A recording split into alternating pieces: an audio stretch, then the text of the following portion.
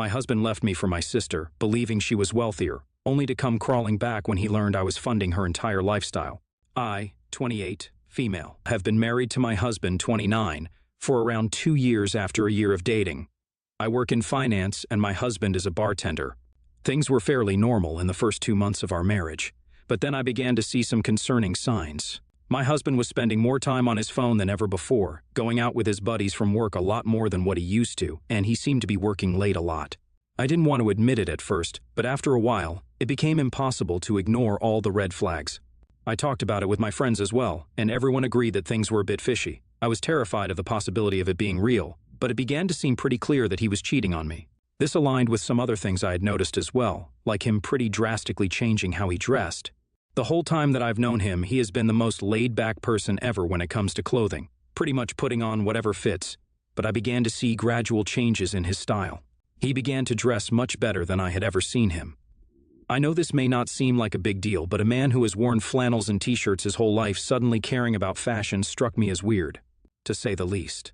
I also began to notice that he grew physically distant from me as well, always coming up with excuses and just being uninterested in general. After around 3 months of being absolutely tortured, I finally confronted him. I asked him if he was seeing another woman, and from his deer-in-the-headlights expression, I knew that my suspicions were ripe. He told me that he met someone at work and that he's tired of our relationship. He also told me that he wants a more exciting and luxurious lifestyle, and my 9-to-5 job can't provide us with that. Within 3 days, he had packed his bags and left to stay with her. To say I was hurt would be an understatement, but if I knew back then that this mystery woman was none other than my own sister, things would have been much different. Now let's give some context. My sister, 23, is a social media influencer. She has been at this career for the last year or so and has a decent following, I suppose. But guess what? Even though the influencer life looks great online, it doesn't really pay that well unless you have a huge following. It's not like she doesn't earn anything at all. She does. But it's hardly enough to pay for all the expensive, frivolous things she buys and does, like used designer bags and clothing, makeup, and the likes. She says these are investments, and once she makes it big, she'll be loaded. But for now, she would barely get by without my help.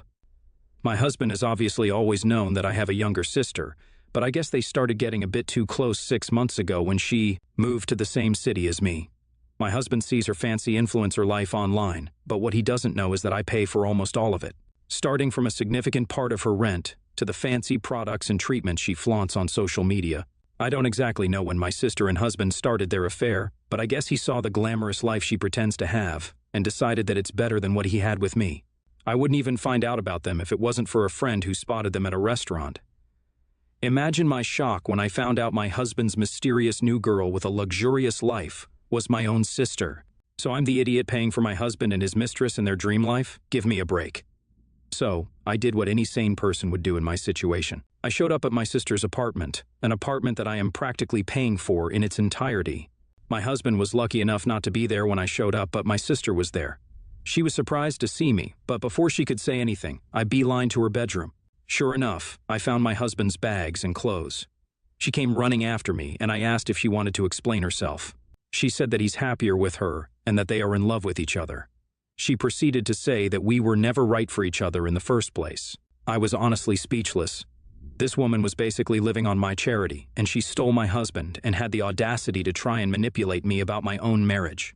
I told her that I hope that they're very happy together, and that since they're so in love, he wouldn't mind paying for her apartment and all the million other things she needs for her so-called career because I was not paying a cent to her ever again. At that point, she was also worked up and told me I can keep my money and that he doesn't care if she's rich or not. I scoffed and said I hope she's right because that's really not what he had said to me. My sister then proceeded to call me a jealous liar and told me to get out of her apartment. Bold of her saying it's her apartment, considering she can't even pay for it. But I was too furious to care and just left. I knew that her little bubble will burst very soon, and revenge is best served cold anyways. So that happened a month ago. They've been living together, and I have filed for divorce. But guess who showed up at my door this morning? That's right, my soon-to-be ex-husband. I opened the door and almost shut it on his face, but he practically begged me to hear him out. I knew exactly where this conversation was going, though. After all, I hadn't paid a cent to my sister for a month. My husband told me that my sister is driving him insane. She couldn't make rent, and the landlord was furious.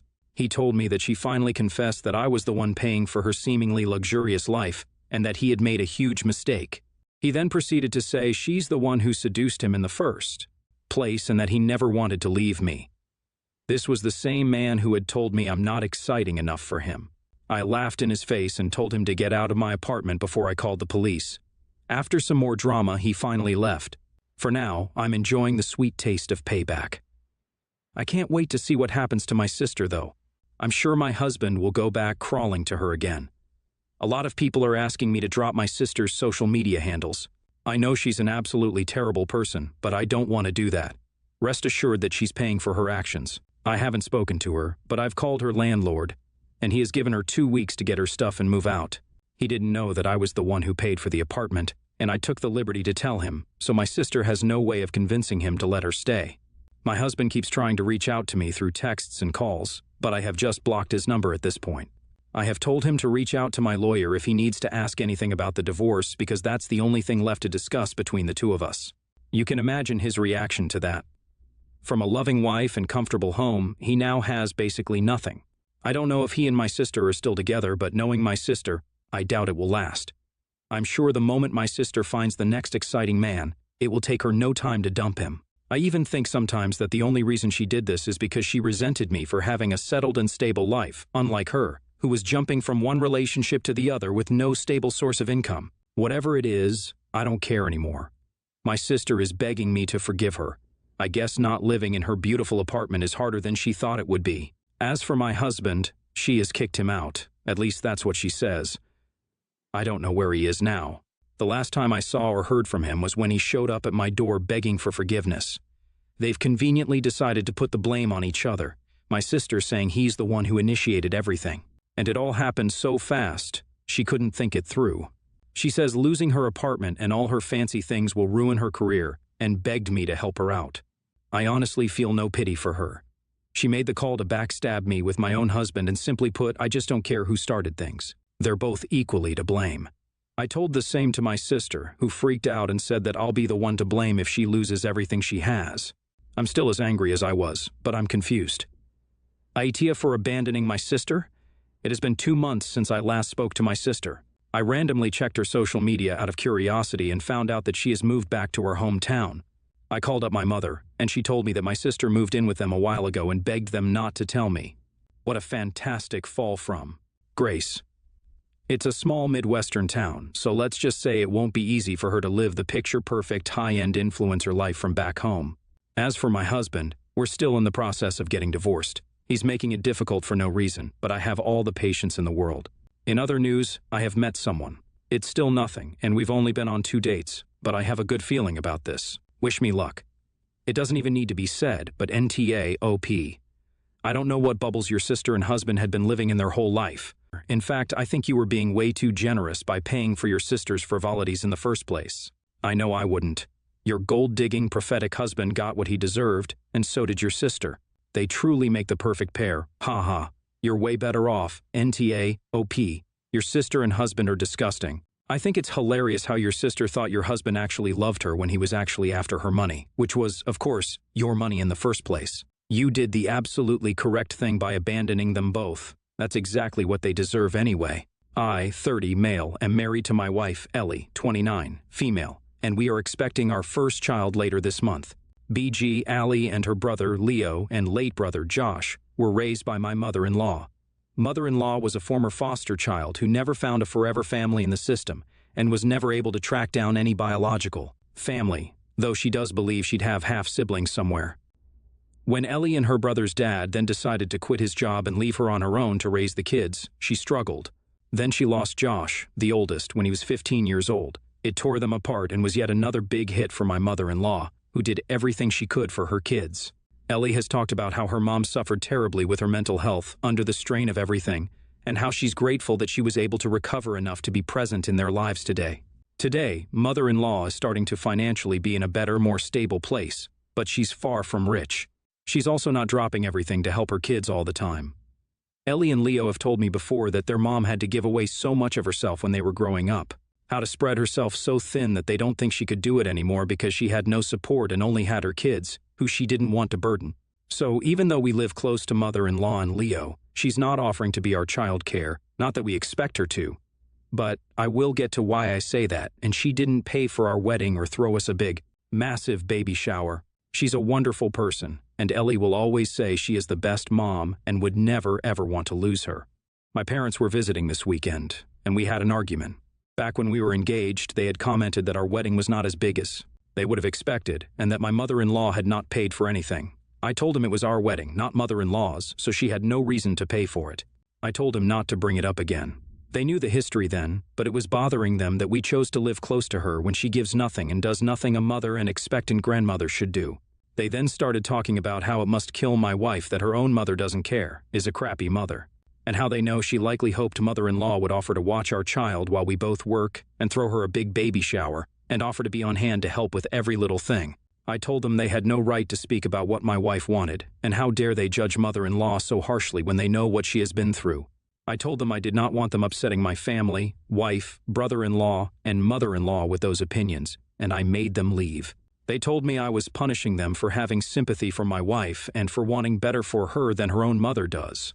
They said I should have let my wife decide if they spoke out of turn, but she was upset. She simply knows I'm happy to step in and deal. But was my reaction too harsh? AEA? NTA? Clearly, but there's a major issue here. Your parents are being ridiculous, and I'd make it very clear to them that it will never be tolerated because they'll keep pushing it. It's absolutely none of their business what your mother-in-law does, and it isn't any grandparent's job to offer childcare, and it's not any parent's job to pay for a wedding.